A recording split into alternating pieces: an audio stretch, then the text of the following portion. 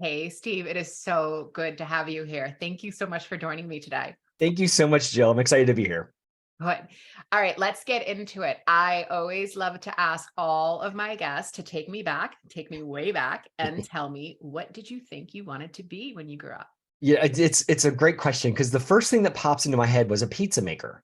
Oh, As a really, really little kid, I wanted to be a pizza maker because I remember, growing up outside of Philadelphia, and we'd go to the local pizza shop and they're throwing the dough up, and I'm like, that's so cool. But obviously, that wasn't what I ended up doing as a right. career. But I actually used to play school with my sister, and we used to sit down, and I mean, I was a little anal retentive kid. I should have known something was up, but I would make attendance sheets and I'd check in the invisible students, and her and I would play school all the Oh my time. God, And love it. and flash forward to what I do now. Basically, I am an educator, just not in the K through 12 kind of arena that I expected to be.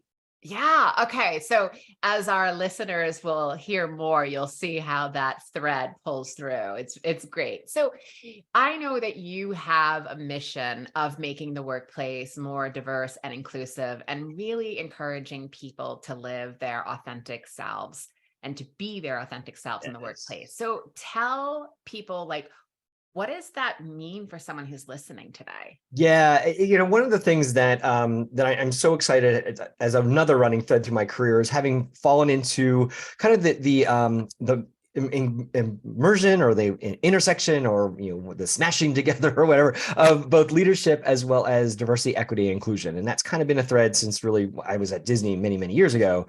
And there's so many different ways to think about inclusive leadership. But one of the things that I wrote in my last book, Pride Leadership, which we can chat about in a bit, was as I started looking at leaders, and we do work at Top Dog Learning Group, my business. We do work with a lot of Fortune 500s, large not-for-profits, both in the U.S., Canada, as well as around the world. And you start seeing patterns of behavior on what works and what doesn't. And Mhm. that's kind of what led me to start to think about what are the big competencies that really contribute to inclusive, effective leadership. And I brought up these six. If you're not watching on the YouTube, I'll kind of read them to you.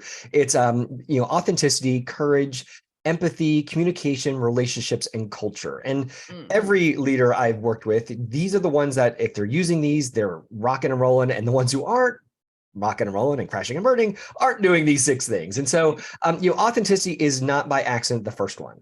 And you talk to the folks like Brene Brown and some other great leadership folks out there, there's been saying this, authenticity is leadership power. And it's truth. I mean, when you look at what is the most effective way a leader can impact those around them, it's building trust, period. I was on another interview several years ago, and it was right after Pride Leadership came out, and the person said, do you have the secret to leadership? I'm like, hell yeah, I do. He's like, really? I'm like, yeah, do you Let want to me know it? tell you about Let it. me tell you. Yeah, exactly, Jill. And I said, I could have taken my 356-page book or whatever it is and written one word on one page, which isn't very marketable anyway, but it's trust. And really anything that a leader does, when they're authentic, people know that and they're going to Mhm. trust you. When you're not authentic, people will know and they won't trust you. And Yeah. so Yeah. authenticity is not just the way to garner trust and build relationships with those around you, but it feels a heck of a lot better if you bring your authentic self to the workplace, and you don't have to hide things or change pronouns of who you hang out with in the weekend, or whatever is the non-authentic thing you want to bring forth. It just makes better business sense. Yeah. So tell me, because I know, and you and I getting to know each other, you mentioned how you've been doing distance learning or virtual teaching for a very long time. Now, we have just come out of, an insane few years with some of us, like you and I, have worked remote for years, right? But other people, it was a new concept. So one of the things that I often hear from both clients and leaders that come to me is the nature of video or not being together Yeah. really impacts their authenticity. And I found that super interesting because I have not experienced that Yeah. personally. But I'd love to hear your take on how would you tell a leader who maybe only is operating with their team through video to maintain their authentic nature of their leadership It style? is such an important topic now, and I was just working with a client. I did a keynote earlier this week, and it was on change management, and so we do courses on we do things on leadership, change management, and diversity, equity, inclusion at Top Dog. And so this was in the change management resiliency part, and that was one of the things they wanted to talk about was how can we be resilient in this new hybrid world. And, the one thing as you get to know me, Jill, you'll probably know this, I'm a glass half full kind of person. So, when COVID hit, obviously not fun for pretty much all of us. Right. But I was looking for the opportunities. And as I was working with my coachees and my client partners and stuff, and the idea of like, well, I just feel like I'm a little square, like the Brady Bunch, dating myself, of course. But I'm like, but no, you can use that to your advantage. And I'm not doing it right now. If you're watching the video, I have my little green screen and my thing. But this is actually what is behind my green screen. I took a picture of what's behind it. Mhm. And so if you're looking, it's just like a slightly out of focus, but it's my office. And Mhm. I've told people that use the stuff behind you to leverage your authenticity and just share what that looks like. Right. And so not saying like make it fake and stage it, no, but really think about it. I mean, you can see over here is the logo for the Gay Leadership Dude. That's my personal brand. Right. That's not by accident. And people would say like, hey, what's that rainbow flag behind you? Oh, let me tell you, blah blah Yeah. blah. And I think like that's some of the small ways that we can build authenticity through this virtual space. Is Mhm. like look behind you. You have some really cool things I want to ask you, like why the Wizard of Oz quote back there, Jill? And so it can be a cool way to get to know each other, on that consistent, virtual stage. So I think will it ever replace the in-person? Oh, hell no. I mean, Right. that was Okay. literally, as you said, my doctorate's in instructional technology and distance education. So doing this kind of stuff before it was cool. And I remember the first day of the first class, my professor said, your job as distance educators is to get as close to the in-person experience. You will never meet it, but get as close as you can to do it. And I Mhm. thought that was always a cool thing. Flash forward to 2023 or whatever, and it's still true. You're not going to beat that in person, but our job as leaders is to get as close as we can. So turn on those darn cameras, Yeah. make your lighting look good, Yeah. have a good microphone, know Right. what you're wearing. Don't angle the camera up your nose so it looks like a ceiling fan is a halo going around your head. Like those Right. are little things, but Yeah. they can impact the experience. I was just talking recently, like you would be surprised in how many unmade beds I've seen. Where Mm. like I'm like, I get that we all like I'm a New Yorker, right? I have a small apartment. My camera is angled accordingly. I'm not in my New York City apartment right now. Right. See face, right? but you're in a particular situation. Like I get it. We might need to see your bed. Yeah. Can we make it? Like it's so funny to me what people put on your camera, see what people see in the frame. And that also, not only does it protect some of your privacy, but it also enables you to feel comfortable where you're not now on the call going, oh my God, does everyone see that? Oh my God, oh my God, oh my God. And you're distracted and then you're coming off weird. Yeah. I didn't hire someone because their bed wasn't made. I'm not kidding. It's 100% true. Also, the bed wasn't made, and then someone got out of the bed, winked at the camera, and then walked away, and you could hear them in the bathroom right behind where the person was. I was like, oh Oh my. my God. That meets my a woman had her bra hanging on the side of her bed. That was like, Nice. oh sweet. It's the little Anyway, things. we digress. Take us through the remaining 5 attributes and Yes. characteristics. Yes. So we talked about the concept of authenticity. So courage, leadership courage, having the ability to have those harder conversations, to address those problems, to especially if you're in a bigger organization or enterprise, we've always done it this way, being able to poke holes in that and say, well, why? Having empathy. I mean, empathy is a massive thing. And prior to maybe about 15, 20 years ago, in most organizations, most workplaces, emotions were supposed to be left at the door. And Yep. that's obviously not true. Nope. And so smart leaders are empathetic leaders, and they're in tune with both their own emotions as well as those around them. Effective communication is kind of a standard. It's always been Mhm. there. Sure. But I think more so thinking through communication through your own biases. We all have our preferred channels. So what is the channel that actually will better connect with the person I'm trying to communicate with versus the one that I like to do the best? I like email. Boop, boop, boop. Maybe that's Mhm. not the best one. Mhm. And then building relationships, of course, that's how business gets done. But really being mindful of the relationships and going back to your folks who are via distance or hybrid. What are the different strategies you need to use to build those relationships in an asynchronous or synchronous, but via distant sort of way? And then finally, shaping culture.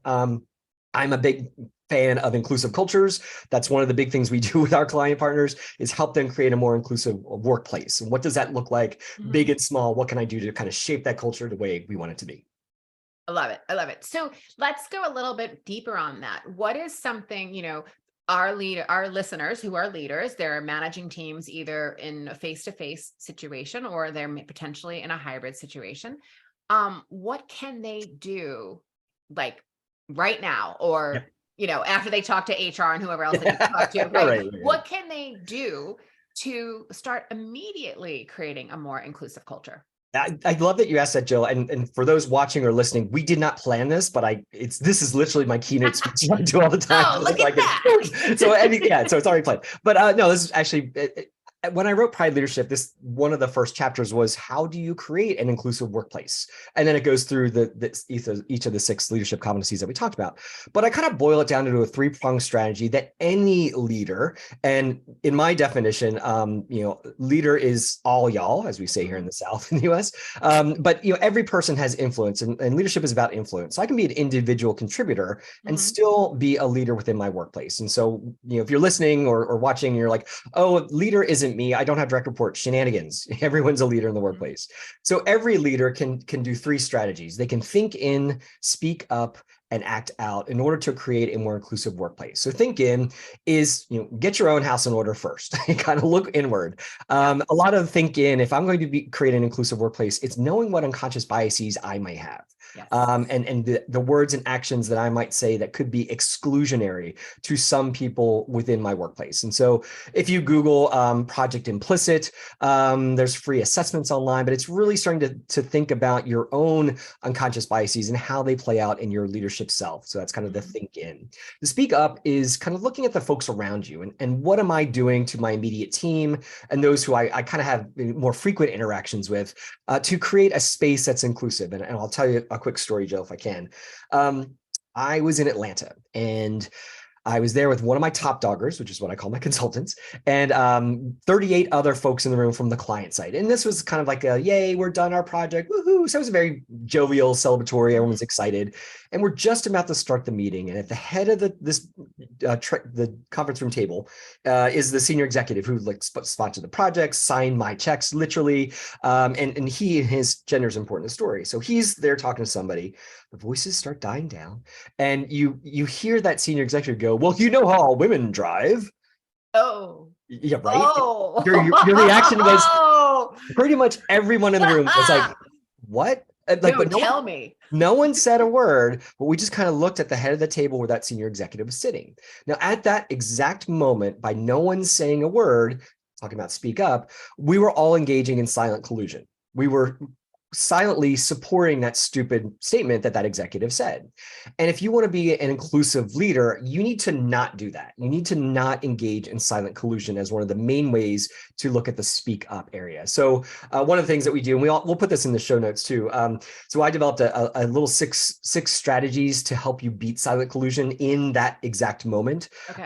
And do you have dogs? Because people who are listening right now are going, well, Steve, you're the consultant. You could have said something, but my job was going to be on the line. So what would you say to that person? 100%. And that's true. But, also, and I was about to say something and my top dogger, Lori, kicked me on the table and she just said, wait. And I love that. And I'll tell you the reason why in a few moments. But no, I mean, even me as an external consultant, if I wanted another gig, another 6-figure gig with this client, could I say, yeah. So that's where MopSam came in. And MopSam is the 6 strategies that you can use and put them in your back pocket when you hear one of those disparaging comments. And so I won't go into all 6, but basically the whole gist of MopSam is, do you have dogs, Jill, by chance? I do. Okay. What kind of dog do you have?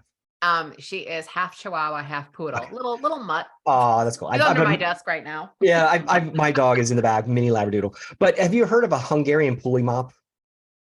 Oh yeah, of course. They look like they have dreadlocks. I lived in Hungary for a year. Oh yeah. They look like they have dreadlocks, and if you put like attach a little stick to the back, you can mop your floor. Yep. So I put a picture of a Hungarian pulley mop on the screen or in the training, and I say this is Sam, and Sam's a Hungarian pulley mop or a mop dog for short. So if you take his name and his breed, MopSam, that's the 6 ways. It's a stupid little pneumatic thing to help you remember. Right.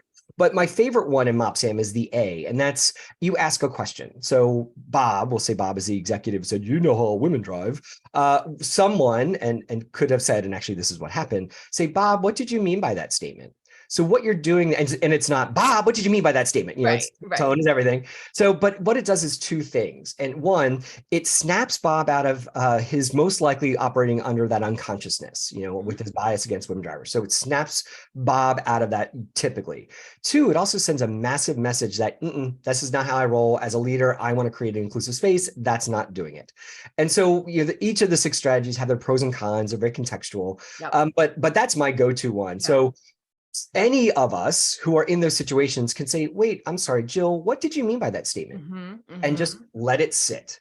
And I so, think what I love about what you just said is that when that happened, I had a question myself of what I would say back. And my first thought was, no, Bob, how do women drive? Which is antagonistic, right? Because I'm fiery that you're taking a swing at women, right? Yep, 100%. Your way of not getting him to give detail, but instead asking him to, what did you mean by that? Is a completely different question because it's not antagonistic. Yeah. And I love that difference. Yeah. As long as you watch your tone. And that's the challenging part about any of these situations. If you're in the group that's being disparaged, your emotions can get real high, real fast. Of course they can.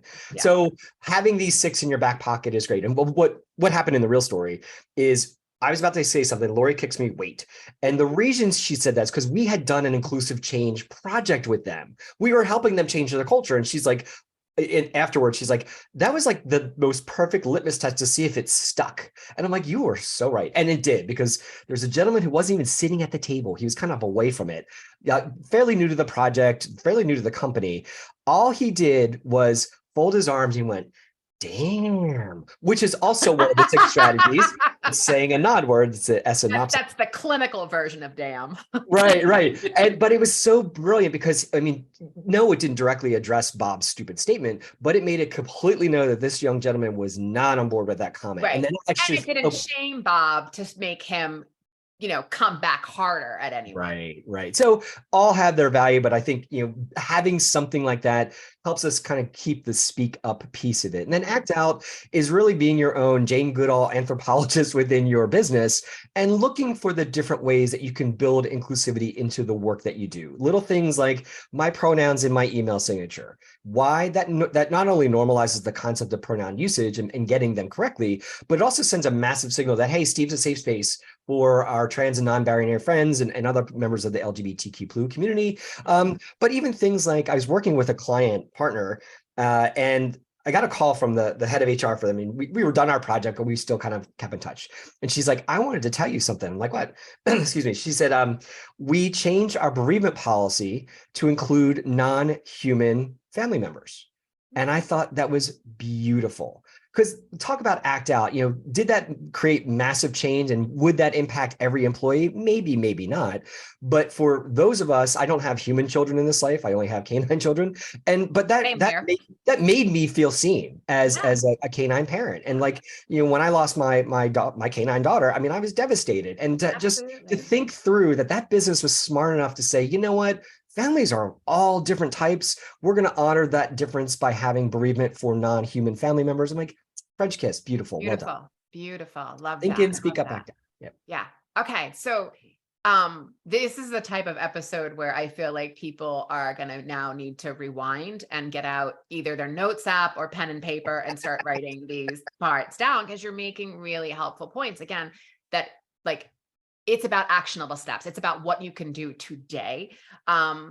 So I think that takes us into what we were discussing more at the top of the show around pride leadership and giving more understanding to people of what that is. And then again, how do I show up as a leader, and how do I also show up as an ally? Yeah, it's thank you for bringing that up.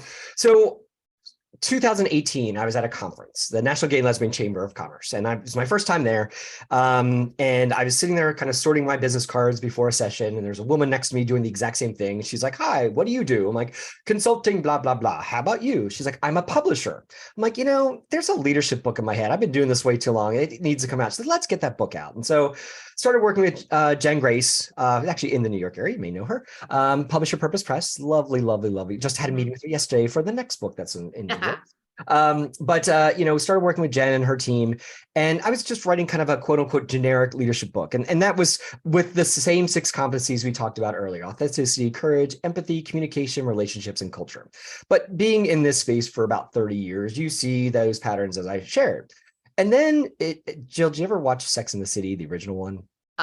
Yeah. Yeah, you're in the city. I mean, yeah. I mean, every Sunday night we gather at a Yes, friend's house gathered around HBO. absolutely. So you remember when Carrie Bradshaw would open up her little MacBook and she'd do I couldn't help but wonder. And that was always, always the kind of theme. The thread. So I was starting to get stuff together for my generic leadership book. And then the little Carrie Bradshaw, I couldn't help but wonder, is there something to the LGBTQ plu, I say plu, not plus, or queer experience that lends itself to look at these 6 competencies maybe differently, or as I like to say, through the rainbow lens. And that's kind of where I shifted from the generic leadership book to what ended up being Pride Leadership: Strategies for the LGBTQ Plu Leader to be the king or queen of their jungle. Because I would argue that, yes, while authenticity for every person is needed if you want to be an effective leader, let's now say I'm an out gay man at work. I'm a trans person being my authentic self in the workplace. That's power. That's courageous. So now we talk about courage again. And so what I talk about in Pride Leadership is how you channel that to be even more effective as a leader, because you're already doing this stuff. And I guarantee pretty much everyone listening is doing some of this in some way, shape, or form. Great. Channel that and to be even more effective of a leader than maybe you already are. And how might they do that? There's a lot of different ways. And so just like anything, it takes practice and focus. And so let's talk about authenticity. About 40% of LGBTQ Americans are not out at work. As of like 2 years ago, I think is the latest stats. That's still a lot. That's so a lot. Yeah. Getting back to our conversation about creating inclusive spaces, think in, speak up, act out. That's what we all can do to create that space so that person feels comfortable to share their authentic self. But that's kind of one of the things. And the other thing too is, if you're not at a workplace that doesn't honor your authenticity, have a think about that. This is an employee's market now. And if you aren't feeling valued, that you can bring your authentic self, that you feel that sense of belonging in the workplace, maybe have a conversation with yourself or that BFF, significant other, whoever, about, is it now time to maybe look for another organization that will value who you are and your authenticity and what you bring to the table. So yeah, I mean, again, really, really good, helpful tips that people can start to think differently. Tell people how you bring this into, I mean, you've been working with Fortune 500 companies and bringing this in there. How are companies using it?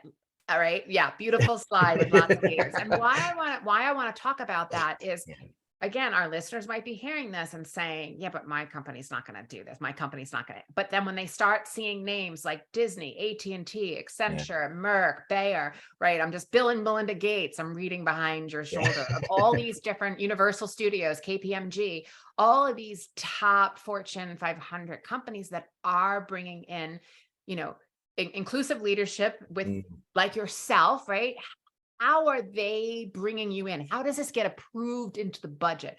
Who do they need to talk to? Is it HR? Is it learning and development? Like, again, I know I just layered on a lot of questions, but take us through that.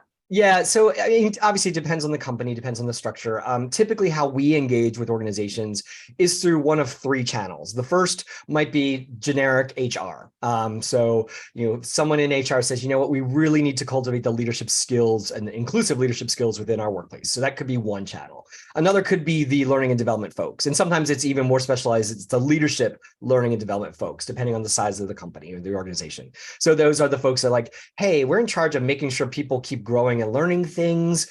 Steve, you and Top Dog have some cool stuff off the shelf. What can we do? And then the other area we tend to kind of channel into is someone who's head of diversity, equity, and inclusion, or whatever is the right title within the respective business. What you're seeing in smart organizations is that function is outside of HR. Not that I don't like HR, but if you're doing it right, that's a strategic business advantage. And so it really should be on par with that C-suite or direct line or dotted line to the CEO or chief executive officer, or whoever that is. But so depending on the structure, those are really the three channels on the folks we work with. And sometimes we even indirectly work through employee resource groups who then channel it up the food chain, who are like, oh, we heard the gay leadership dude and he can do some cool stuff. And he's talking about inclusive leadership through the queer lens and blah, blah, blah. So lots of different ways. But I think if you're sitting in a big organization, find out who are those gatekeepers for programming and see, you might already have cool stuff that you don't even know about. So checking with them might be a good way or to a budget earmarked for yep. opportunities to bring people like yourself in. Yeah, exactly. Yeah. Okay, I love this. All right, so this episode, we have gone through the 6 competencies that we need. We have gone through inclusive leadership, the 3 steps that we all need to be doing. We've also talked about how we could potentially bring in someone like yourself into an organization, and if you're an employee or a leader, who you might talk to. So tell them where they can find you. Again, I will put the details in the show notes, but tell them where they can find you. And again, sorry, double question. Talk about the book that's coming out next. Yeah. Okay. Yes. So the easiest way to find out about me and my friends, my top doggers, is topdoglearning.biz, B-I-Z. You can get free training stuff. We'll put up one of the links to the MopSam training. We call them learning tapas at my business just because they're little bite-sized nuggets of fun. So topdoglearning.biz. And the next book that's coming out. So we do have the mock-up already. So if you're watching, you can get to see the cover. At least almost done. We have a couple tweaks, but it's called Your Queer Career: Workplace Advice from the Gay Leadership Dude. And I like to say that Pride Leadership was like, here's how you do the steps to be more authentic and courageous and better communication, all that stuff. It's kind of like the cookbook, where Your Queer Career is actually applying some of those. And it's just real questions I've been getting from folks over the years, like, dear gay leadership dude, I think my boss is homophobic. What should I do? And so in 1,200 words or less, I answer that question. And so it's a way, it's kind of like Dear Abby, but queer and through business lens. So, but it's been really, really exciting. Like I said, we're in the editing process as well. And I've actually been writing it in like syndicated columns and some things in magazines and things. So we're just kind of pulling all those strings together, making sure it's still contemporary for the current hybrid, weird workplace. But Your Queer Career is hitting bookshelves, hopefully either by the end of this year or early 2024. Really? Okay. I love it. Well, thank you. Thank you for coming. Thank you for talking. Thank you for dropping wisdom so that everyone has an opportunity to create an inclusive workplace. I mean, it's really needed, and I really appreciate the work that you're doing. No, thank you. And thank you, Jill, for having this podcast. I know, as we talked before we started recording, they are not easy to do, and keeping them interesting and engaged. And I listened to a bunch of yours, by the way, in a good way. So well done. And creating this space, I think, is just as important. So thanks. Thank you. Thank you.